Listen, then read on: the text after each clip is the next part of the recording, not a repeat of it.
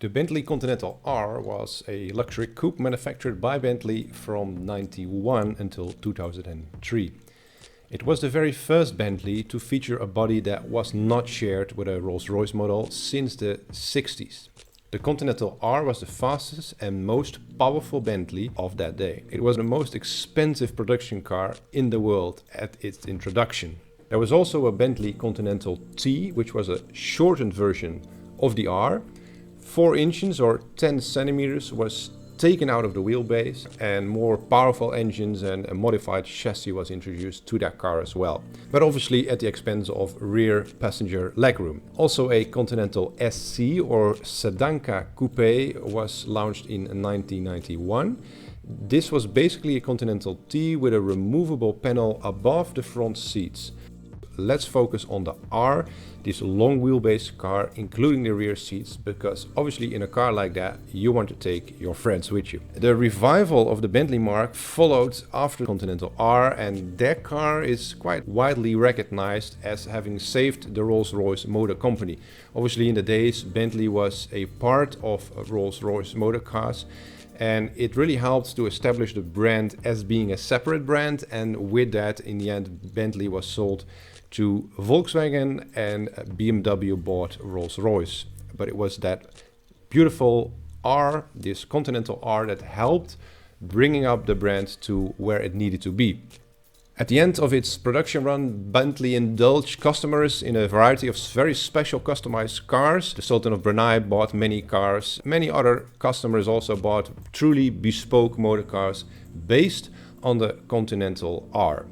And that brings us to the video today, because that is what one could call a coach-built version, a slightly modernized aesthetic based on the Continental R. And I just had a look at what we could do with this very special Bentley. Like I said, the return of a separate model for this unique, sporty British brand.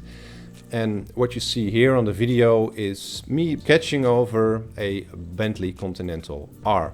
It's important to really get a feel of the aesthetics, of the volumes, of the surfacing, the skin of the car, to later translate that into a new design or a redesign, a rebody in this case. Car design is not necessarily a sketch contest. It's really not about making the most beautiful sketch, although sometimes that might seem the case. It's nothing more or less than a tool to present to your client, this is what we have in mind. These are our ideas, and the sketch is a mere tool to show what is not there yet, your final design. It's something that hopefully inspires clients, the board of directors, to start investing money into this project. It's about showcasing ideas, new ideas, and trying to, in a way, seduce them into investing in this project. So what you see on the movie coming by is me sketching over that car, trying to get the volumes right, trying to block in the graphics, the headlights, the taillights, the grille, the wheels, the window area. And from that, I start building up my actual design. And this is just an example to show you what is possible. In real projects, this is going quite a bit further. We have many more different ideations, sketches, many more visions of how this could come to life. What you see here is I've cleaned up the surfacing. It's a lovely car, but it's slightly on the messy side. There's a lot of creases, a lot of faults, very typical for the 90s, a very strong reaction against the flat, angular, razor sharp 80s. So I'm cleaning it up. I'm giving it big blisters right above each of the wheels. The T's and the R's have these slightly weird sort of double fender flares. They have the round ones around the wheels, and then on the fender there's another blister coming out. And what I've done is I cleaned that up completely.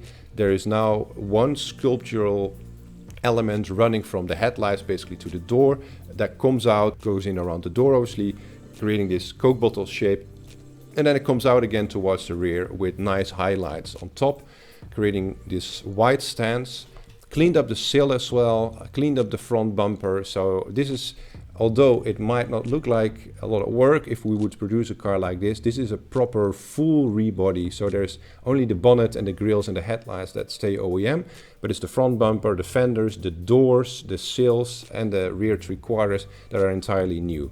The glass house is stock, but the surrounding chrome is new. So again, to modernize it a bit, not every single chrome line has to remain chrome. It's obviously more modern to only outline the graphic of the windows and keep it clean. So the B pillar in this case is blacked out, and there's this lovely piece of chrome surrounding the windows.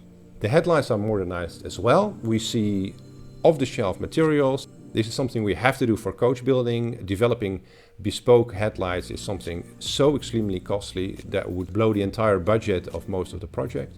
This lovely Bentley has 4 simple rounded headlights. So these are easily replaced with more modern materials, LED for instance, and within the headlights we could also integrate, for instance, the indicators. What you see happening in this movie as well is that I'm flipping the sketch a few times. This is to double check the perspective. Sometimes you're working on a sketch or a rendering for a very long time, and that means that sometimes you might miss certain mistakes in perspective, in color, in the surfacing of the car. So to just flip it, you're basically looking at a new sketch. You're refreshing your eyes, you're resetting your brain, and you can look at this sketch more critically.